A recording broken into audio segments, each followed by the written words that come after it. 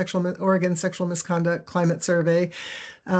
Just a reminder, this is new to all of us, and we are learning as we go. We have had the opportunity to get a lot of background from other folks who've done this kind of work in different states. There is a body of research on sexual misconduct climate surveys, and several of the folks who are involved in crafting ours have had experience in administering them on campuses. But I want to recognize that there are so many different kinds of colleges and universities that are going to be administering this survey. There's absolutely no way that we could predict all of the challenges and questions that you're going to have. So please feel free to reach out to me anytime as we go through this process, and we may schedule more sessions, kind of depends on how folks are doing. But Kevin and I want to be as accessible to you as possible as you go about implementing this. I have a PowerPoint that I'm going to share that has just a few slides, about 12 slides, and I'm going to go through a review. Okay, I see Lucia. While I'm doing the PowerPoint, I'm not going to be able to see questions in the chat, but please feel free to go ahead and put them in the chat. And then when I'm done, we should have plenty of time for questions. So if they're in the chat, we'll answer those. If you want to just raise your hand or just holler out, that'll be fine too. Okay. All right. And thank you all for joining us this afternoon, by the way. It's a gorgeous day. I hope it's pretty where you are too. Let me go ahead and start sharing my screen.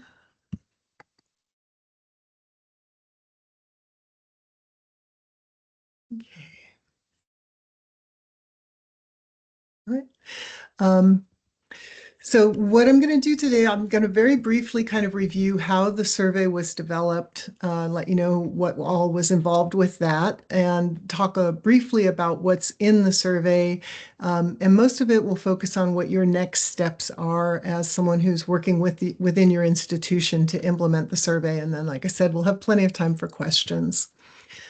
First thing I'd like to do is go ahead and review the web page with you to make sure that you've got access to all of the information that's online. Make sure that you are aware of what resources are available to you there. Okay.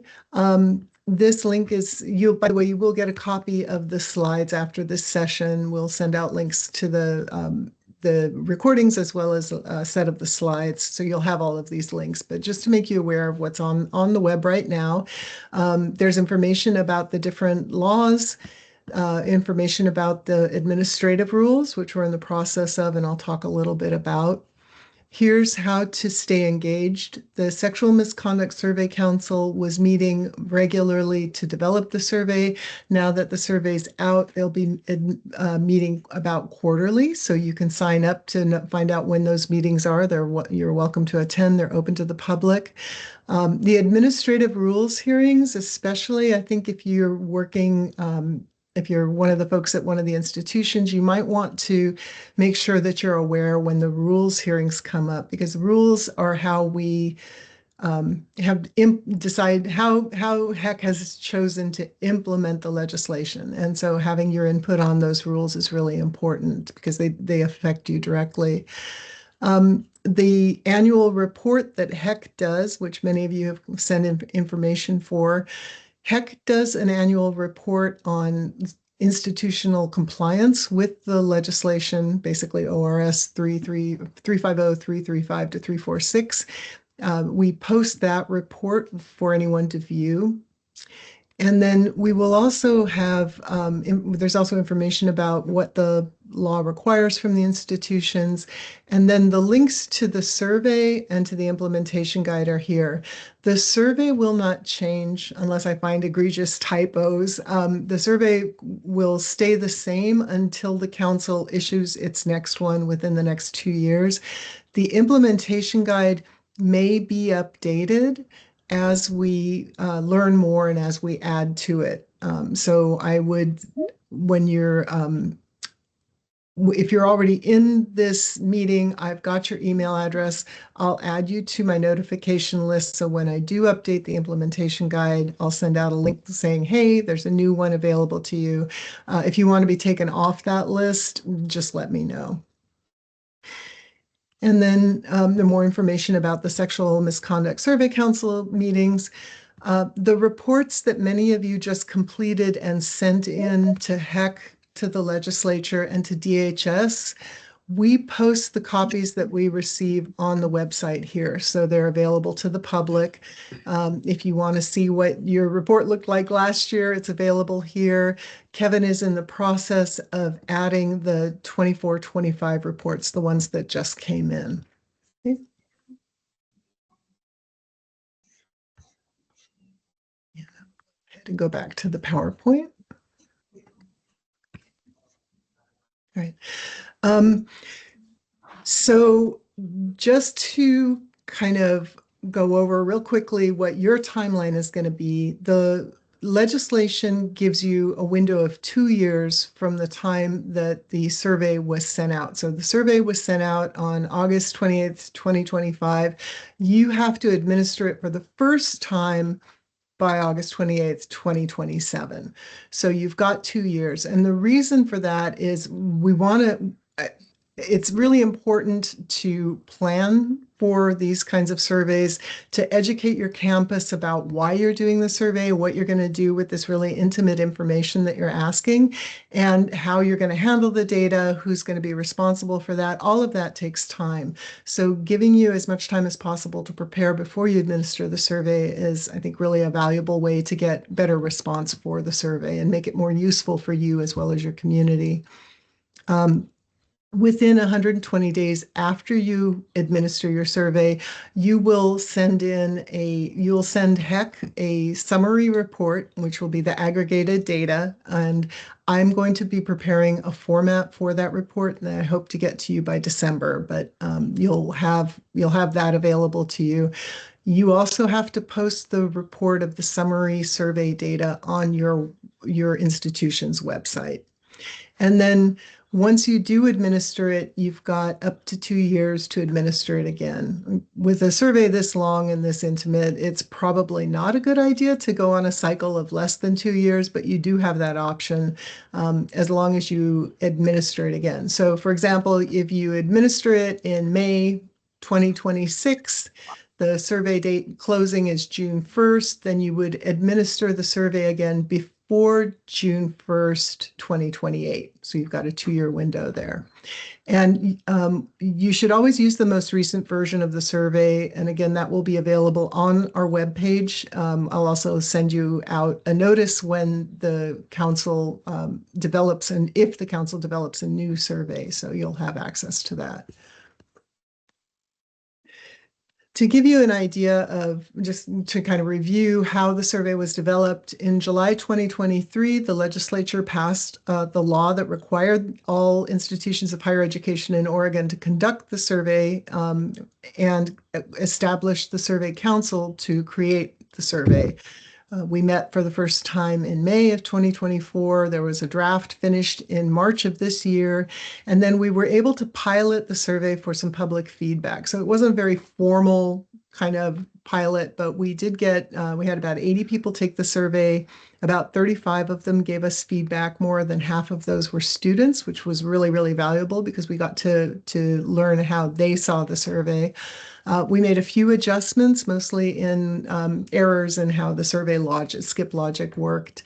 And then the council approved the survey and implementation guide for distribution, and those went out. That's what went out in August. So the law requires the council to release a base survey at least once every 2 years. The council, as I said, will continue to meet. They'll be reviewing feedback from institutions. So as the reports from folks who've administered the survey become available, we'll take a look at those. We'll look at feedback from students to see what they're suggesting. Are there changes in language that we can make or in the way the survey flows that will make it better? And of course, the research on sexual misconduct climate surveys is constantly being developed. So we'll be reviewing new information to make sure that we are implementing our best practices. So as I said, you will be notified when the new survey is released.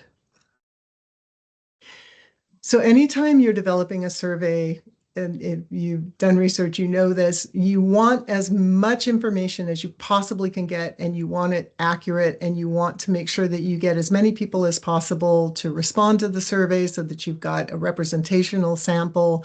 Um, and at the same time, we're recognizing that we're asking students to share extremely sensitive data, often about some of the worst things that have ever happened to them, and that there's a huge risk of harm for those students if their information is leaked or obtained by someone without their permission or used in a way that they didn't expect it to be used. So the law, everything that's in quotes here is actually from the legislation. And the law says we want the highest practicable response rate, and we want to take reasonable measures to ensure that there's a good sample of students completing the survey. But we also want to make sure that the survey is developed with a trauma-informed framework. So not just using language, but also using structures that are trauma-informed. We want students to know that they have the right not to answer any of the questions. They don't have to take the survey at all. And if they're looking at the questions and they don't want to respond to them, they don't have to. And we are also not going to require them to disclose any personally identifiable information, including emails, IP addresses, all of that kind of stuff. So as we were developing the survey, the council was pretty careful to try to walk a middle road there to make recommendations to get as many folks as possible to respond to the survey, but also be very conscious of the need to protect the data from students and to offer them choices and options and ensure that they were consenting to completing the survey. I'm not going to read all of this to you. It's in the slide, but the council, when they were trying to figure out what questions they were going to ask, the law requires many topics to be asked in the survey, including some that maybe these days we might not ask, like immigration status, but we were required to ask those questions. So because there were so many questions that were required to be asked, the council limited the topics of those questions to just what was required by law. And what that looks like in this table, which I think is a little easier to read, and I know one of the concerns that we'd heard from a lot of people, especially when you look at the paper version of the survey, is how long it is. It's like 160 something questions, but most people are not going to have to answer all of those questions or anywhere near all of those questions. So there are 16 questions that ask about demographics, race, ethnicity, gender, sexual orientation, et cetera. There are 7 questions that ask about different types of misconduct, and we used what was in the statute. So it's sexual harassment, gender-based harassment, sexual orientation harassment, stalking, sexual exploitation, et cetera, et cetera. So there's 7 different kinds of misconduct that we ask about. And if the students have had those experiences, then they're asked follow-up questions. And if it only happened once, there's 5 questions. If it happened multiple times, there's 6, because we ask, when did it first happen and when was the last time it happened? So that's that extra question in there. If they want to, they can answer questions about who they told, if they told anyone. If they didn't tell anyone, why not? So that could be up to 10 questions. And then how did those experiences that they had impact them? How did they affect them academically? Did they have financial impacts from having to move or other expenses associated with the misconduct they experienced? Those kinds of things. So there's 5 questions that ask about impacts and effects. All students are asked about their attitudes and beliefs regarding how well they feel that their institution is doing in informing them about policies and resources that are available to them, how they think people would respond at their institution if someone did experience sexual misconduct and that kind of thing. So there's 20 questions there. And then there's a question that's open-ended that asks people to provide feedback about the survey or let us know anything else that they want to. So people who haven't had any bad experiences of sexual misconduct will complete about 44 questions. People who have had experiences of sexual misconduct will be asked those follow-up questions. If they choose to complete those, if they had every bad thing happen to them and it happened multiple times and they complete all of the context questions, they could be completing up to 100 questions, 101 questions. So we recognize that we're asking a huge amount of emotional and cognitive work from students here. We were very careful in the language that we used in the questions to try to make them as easy for students to understand and respond to as possible. But we do recognize that some students are just going to find this kind of overwhelming and may not answer all the questions, and that's okay. With the survey planning cycle, which is what you're going to be entering, the council in the implementation guide, the council's made a bunch of recommendations for how to go about entering a planning cycle and coordinating your planning on campus. So they definitely recommend building an implementation team, even if you're a very small campus. This is a huge job for just one person, and the more people you can get involved, the better it's going to be. It's going to be easier for them, but you're also going to have lots of different experience. Maybe you have IT people who can help advise on security. Maybe you have students who can help advise on campus messaging, communications staff who can say, well, we probably want to let our parents know about this. These are some kinds of events that are coming up. So when we're planning on releasing the survey, we want to release it around this time because that way it's not going to conflict with other campus events. So it's a good idea to have different people with different perspectives on that team if that's at all possible. One of the most important tasks for the implementation team is going to be to conduct a resource audit, because that resource audit is going to provide you with a list that you're going to be able to provide as a resource for students when you send them information about the survey. So the resource audit will, of course, include people like if you have one, a Title IX coordinator, counseling staff, those sorts of folks. But a good resource audit also asks people, okay, who would you go to on campus? If a student came to you and said they were having some kind of a struggle, where would you send them?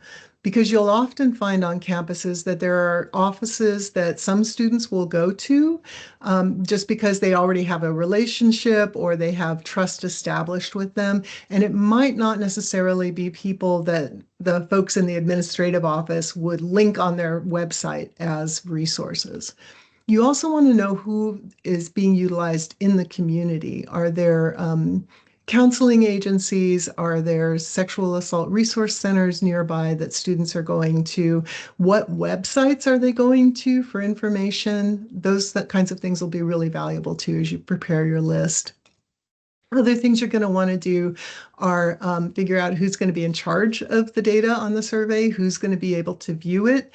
Ideally, as few people as possible would be able to see the complete data of the survey. And those people would then also be responsible for helping to prepare the reports. You're going to need to choose an online platform. I'll talk about that in a minute.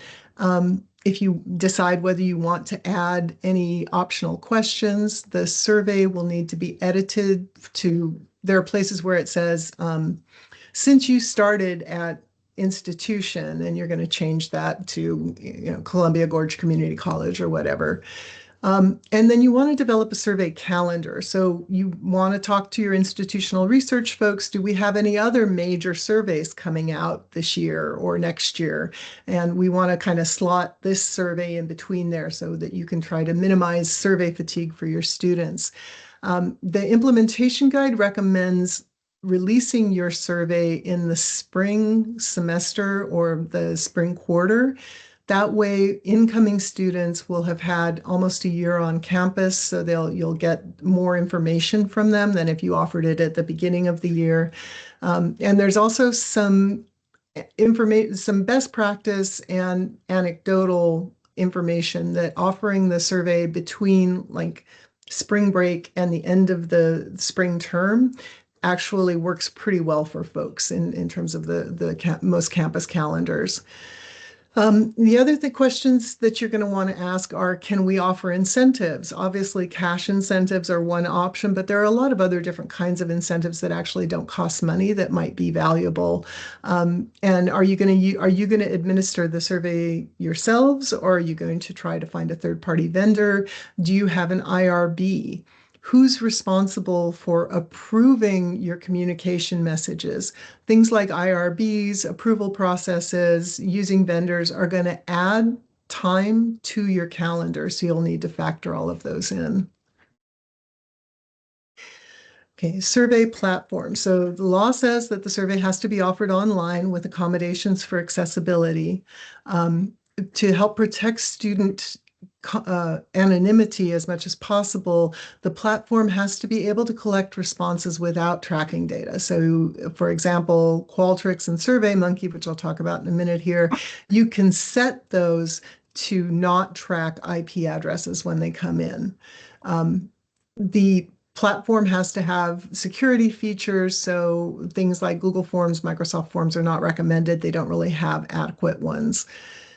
Back in 2024, we did kind of an informal survey of institutions, and we asked, are you collecting student data? What platforms are you using?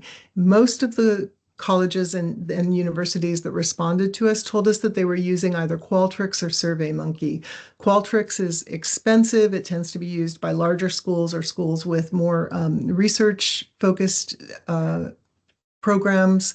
SurveyMonkey is a little bit more accessible. I think the educational license for SurveyMonkey is about $300. We recognize at HEC that this is another unfunded mandate that the institutions are being asked to implement. We want to try to minimize the financial impact on you as much as possible. We don't have money to buy Qualtrics or SurveyMonkey for you, but we got them and we prepared the survey and mounted it in Qualtrics and SurveyMonkey. So if you have either of those platforms, we can send you a packet with the survey. So all you have to do is add it to your account, personalize it, and you're up and ready to go. You don't have to enter all of those questions into the platform on your own. If you want to use another, you don't have to use either of those platforms. If there's another one that you want to use, as long as it's got adequate security, that's totally fine. We will not be able to provide you with the survey in a file that you'll be able to use with other platforms, unfortunately. If you want to add other questions to the survey, perhaps you have a strong Greek life program. We specifically did not ask questions about Greek life or other student organizations in the survey. If you wanted to add questions and decided, yes, this is a good idea, there is a process for that. The council will approve the questions to make sure that they're using trauma-informed language, that they're not collecting any personally identifiable information. A rule was just written. It was noticed in August, and there was a hearing in September. I expect that the rule will be adopted by the commission on Thursday. And that rule says if you want to add questions, just send them into the commission. We will convene a meeting of the Survey Council to review the questions and then get back to you and say, yeah, the question's fine the way you wrote it, or we have some suggestions for changing the language to make it better suit the requirements of the legislation. And there's also some pre-approved customizable or optional questions in Appendix C of the implementation guide. When you're handling the data, this data, if it's released, can have really huge impacts for students. So making sure that as few people as possible have access to the data is really important. It's also really important that students know who has access to that data. If someone, worst case scenario, someone had a bad experience with one of the people who's going to be viewing their data, that person might be really concerned that they would be linked somehow to that the person who did the thing to them would recognize, oh, you completed this survey in this way. So there could be some real harm there. So making sure that the people who are handling the data have good training, that you're being transparent about who's going to be able to view it is really important. Someone is going to have to go through the surveys and in the text boxes, which you can pull up in the spreadsheet, so you'll be able to see the text boxes. If there's any identifying information, if someone says, this person named so-and-so did this thing to me, you're going to want to pull that out of the survey. It's got to be cleaned out because you don't want to keep information that could be identifying in your database. When you're reporting it, we're going to ask you to aggregate the data. And we kind of want to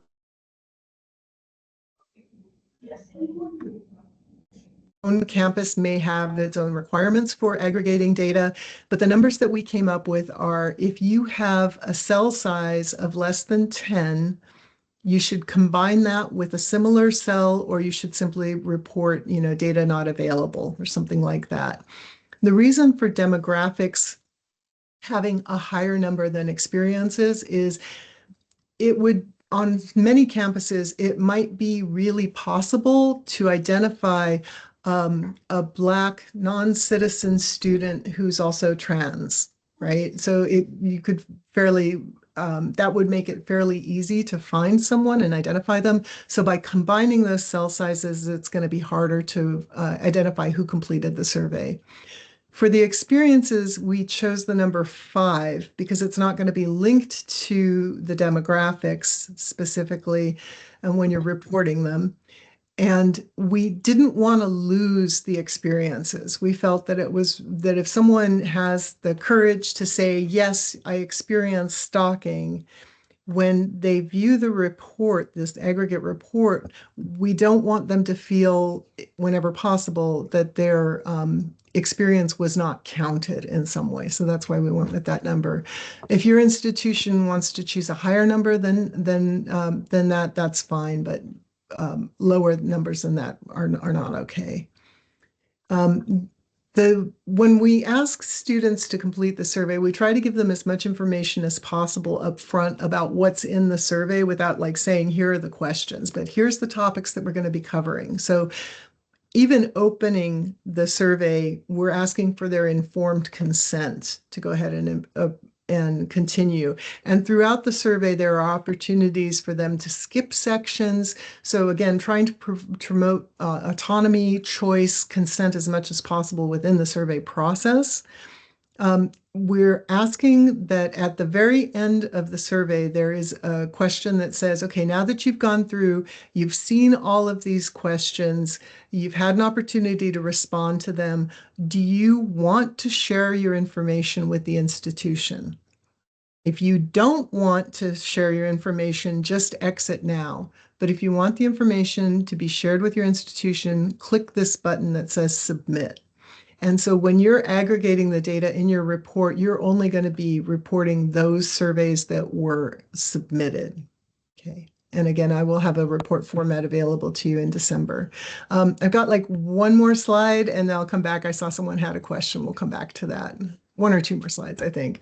There are different ways to calculate response rate, completion rate, and representativeness. This is how we chose to do it. So for our purposes, the response rate is the percentage of enrolled students that open a survey. So the survey should be sent out to all enrolled students. And if they open the survey at all, they are considered to have responded to it, but they may not actually complete it.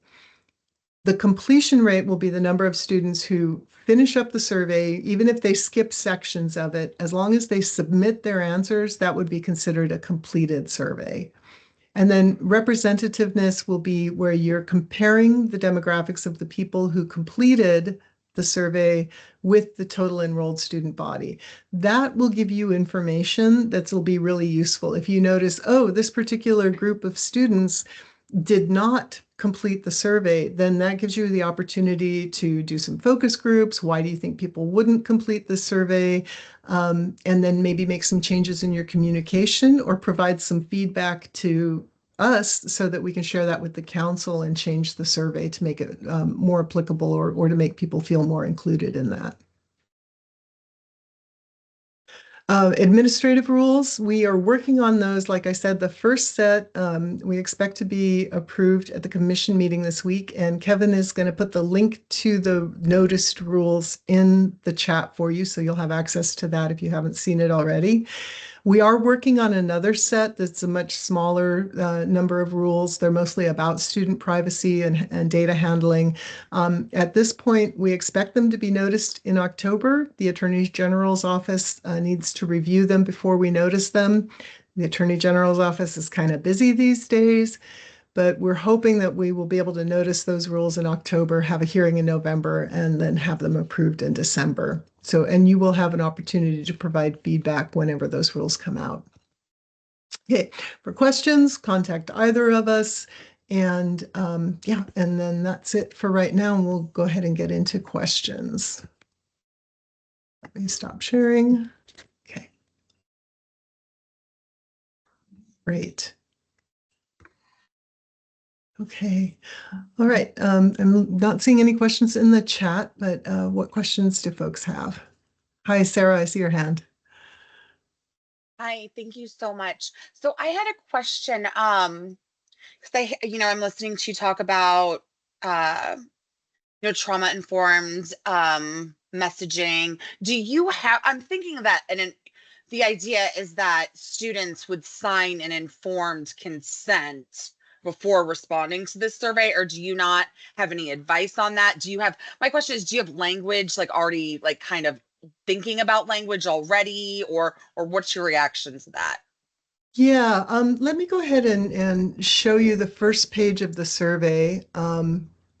And then also, just so you know, part of the implementation guide, there's an appendix in the implementation guide that is the trauma-informed guide that the council prepared that explains how they thought about what trauma-informed means, because it can mean a lot of different things.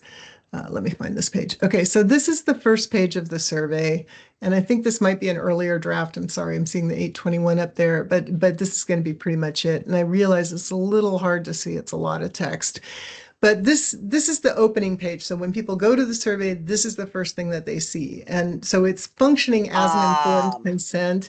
And then when they get down to the bottom of this, then they're asked to then, okay, if you want, here you've read all of this, we've given you all the information up front. When you're ready to start, go ahead and click. And so that click kind of functions as a signature for informed consent. Does that make sense? It makes complete sense. And thank you Okay. for referring to this, because I wasn't sure if this was for the survey or kind of for Mm-hmm. us, right? Mm-hmm. So Right. this is perfect. Okay, great.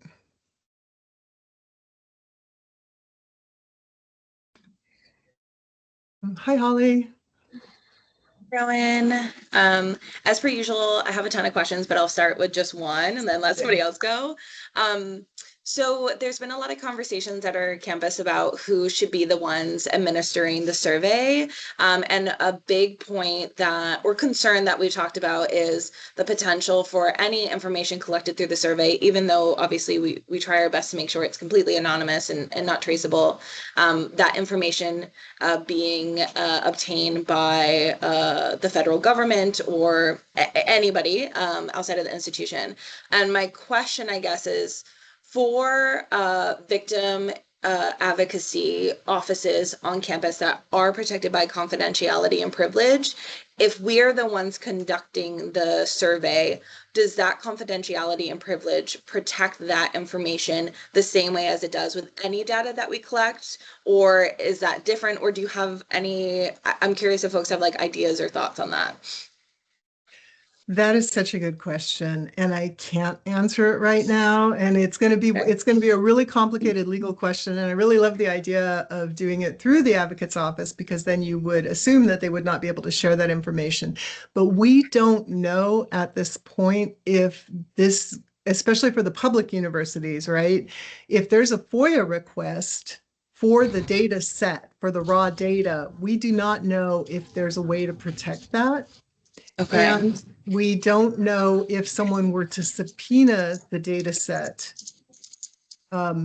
if someone was involved in some kind of civil litigation or something like that, and their attorney wanted to subpoena the data set to see if they could go through and identify potentially by comparing the demographics with the incident and then looking at how the person said they were affected, right? That kind of stuff could be used against a survivor. We don't know if those will be protected. So, yeah. Yeah, that makes sense. And I think that is obviously a big concern. And then the other concern is particularly around citizenship status, I know for a lot of folks. And so, is there like, I'm curious because I really want to dive more into that and figure that out. And so I'm curious if anybody has suggestions on who we could talk through that. And maybe that's just like our legal team at the university too. I'm not sure. Yeah, just I'm going to go ahead and share that survey again with you and show you how we asked that question about citizenship. So we have this notice that says, please note the next question asks about U.S. citizenship because it can affect how vulnerable a person is to sexual misconduct. Your answers to all questions are anonymous. You do not have to answer this question. And then we offer them the opportunity to skip the questions about citizenship or say, okay, I will look at them. And then the only question that we're asking is, are you currently a U.S. citizen? Yes, no. There is an optional question that asks for more information about green card, DACA status, that kind of thing. That an institution might want to ask, but that's how, yeah, we had that concern too. And for LGBTQ folk, right, especially for trans folk right now, it could feel really scary to divulge information that the government could potentially access. And at this point, I don't think any of us can say that the US federal government wouldn't at least try to access information that could potentially be harmful to students. Yeah. But that questions will be skippable.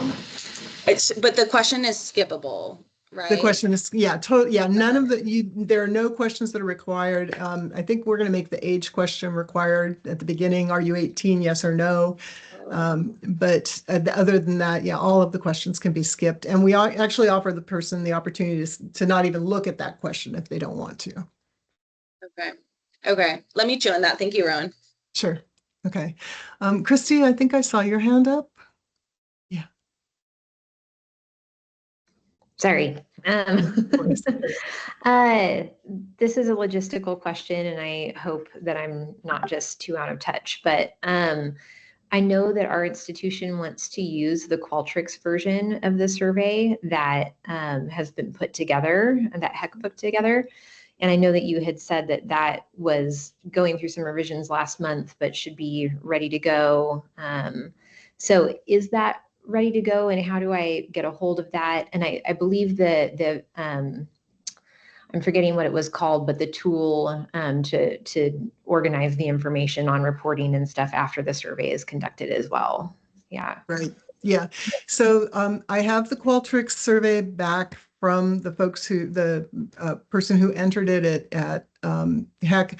I'm currently going through and kind of checking to make sure the skip logic works, making sure that the updated language got entered. So I'm hoping to have that finished up and get it back to them for a couple of alterations by the end of this week. And have that for you sometime next week. So get that to you as quickly as possible. Amazing. And then the aggregate report and the Survey Monkey one too, I've gone through and checked it, but I want to do it one more time just to make sure that I'm sending you out as I hate sending stuff out and then going, oh, there's the typo, and then having to resend it, right? Absolutely. And then the aggregate report format, I'm preparing that, and then we're going to have the council take a look at it, make sure it looks okay to them. There's researchers on the council, and they'll be able to make sure that it is appropriate. And I'm hoping to have that approved at the November meeting, so I can get you the aggregate report by December. Oh, neat. That's perfect. Yeah. So is that something, should I put a reminder on my calendar to reach out and ask for that in a couple of weeks? Or is that something you'll be sending out to the listserv in general, or?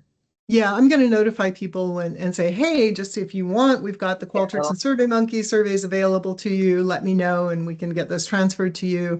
And then when the aggregate report is approved by the council, then I'll also send that out. So if you're already on my mailing list, you're fine. If you're not on my mailing list, please send Kevin or myself a email and we'll add you to that. Awesome. Thank you so much. Sure.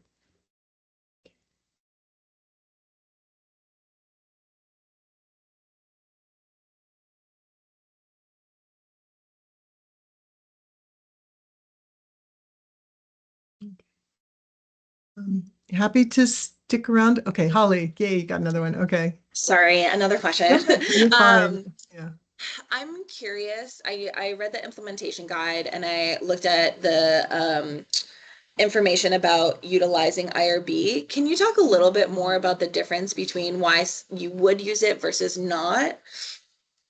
Sure. So if you have access to an IRB, a lot of times IRBs want to see any kind of survey that's going to go out to all the students. I love IRBs and they take themselves very seriously, and I really appreciate that about them. So if you have an IRB, you might want to just run the survey by them and say, hey, this is something that we're going to be administering. We have to do it by state law. The IRB can often give you really helpful information and suggestions about things that maybe we didn't consider that are important to your campus. So if you have an IRB, I would run it past them. If you don't have an IRB, but you're interested in having the resources of one, we do have, oh gosh, and I'm going to mess it up, and I apologize. I'm not from Oregon, and I always do this. I think it's OSU has agreed to provide IRB services, so you can consult with them. And so they actually have kind of set up their very own little group. If you have questions about administering the survey and you want their feedback, you can reach out to them directly. That information is in the implementation guide. So thank you, Rowan. Sure. Okay. Hi, Beth. I see your hand. Hi, yeah. My question is about just looking at the survey. We're a small private Lutheran school, and there might be some concerns about asking questions about sexual identity. Is that required? Yes, the questions that are asked in the survey are required, and the way that they're asked is required. Students are more than welcome to skip those if they're not comfortable asking them. Okay. Is there support for getting the survey translated? Unfortunately, no, not at this time, but that's such a good question. Yeah.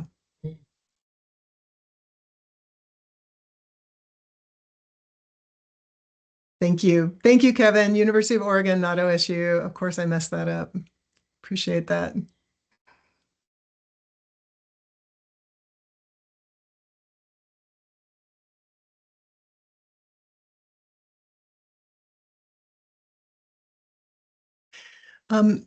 Just, I haven't really talked about how we expect you will use this data. The data is, first off, we're at the state level, we want to make sure that we are sending out the message that you cannot compare surveys across campuses, right? Every campus is so different. Beth, your small Lutheran school is going to be really different than the University of Oregon or Reed College, right? So if you're the student population is going to be different ages, different composition. So we want to be sure that people understand you can't look at this school and say, wow, they had a lot more of this kind of sexual misconduct. And so that must be a worse school or something, right? There's also, because we're asking about things that happened after enrollment, but not necessarily on campus, where your students live and the kinds of experiences that they're having off campus are also going to be caught. Because even though the schools can't really do anything to protect students or prevent students from experiencing those things in the community, they can provide resources that will help, for example, a community college student who's experiencing domestic violence, right, that isn't associated at all with the school. But if they come to the school for help, the school can provide resources that will assist that student in continuing with their education and meeting their academic goals.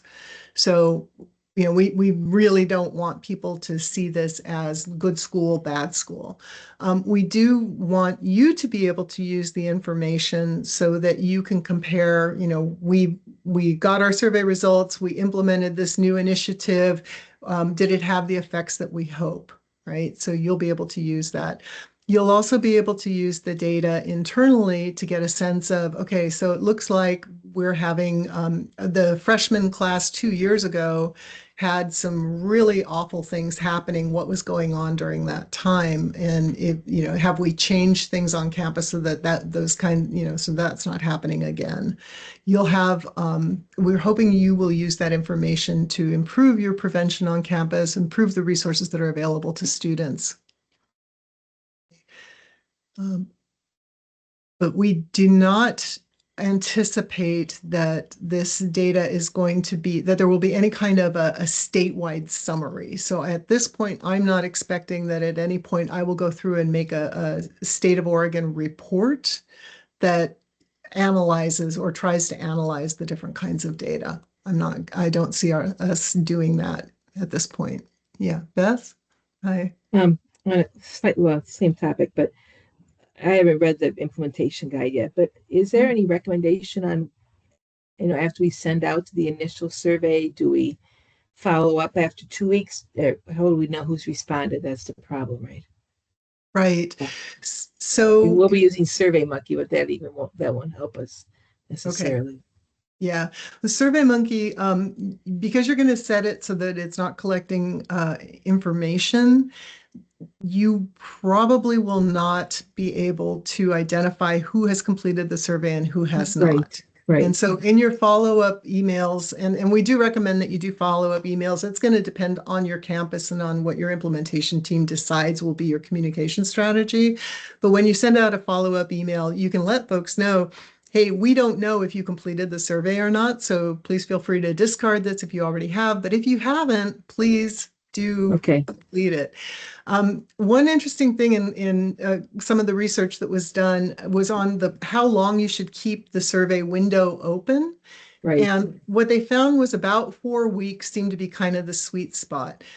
When you initially send out the survey, they found that a lot of folks who had had experiences might answer within the first couple of weeks because the survey was really germane to them. They felt a connection with the survey, and so they were willing to take the time to fill it out. But people who didn't have those experiences were less likely to fill it out earlier on. If they kept the survey open to 4 weeks with those follow-up emails, they found that more people that didn't have experiences of sexual misconduct were completing the survey. And so that'll give you that. So keeping it open a little bit longer than maybe we might think would be good actually can be beneficial in that you're going to get a more diverse range of experiences. And I can geek out on survey stuff all afternoon. I don't want to do that. So yeah.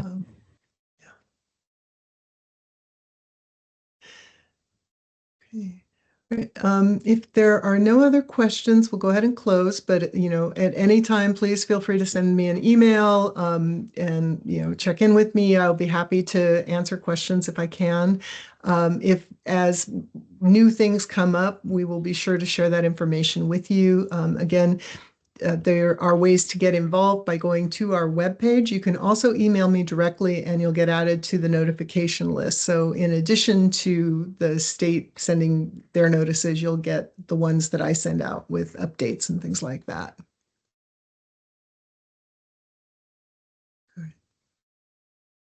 Okay, folks.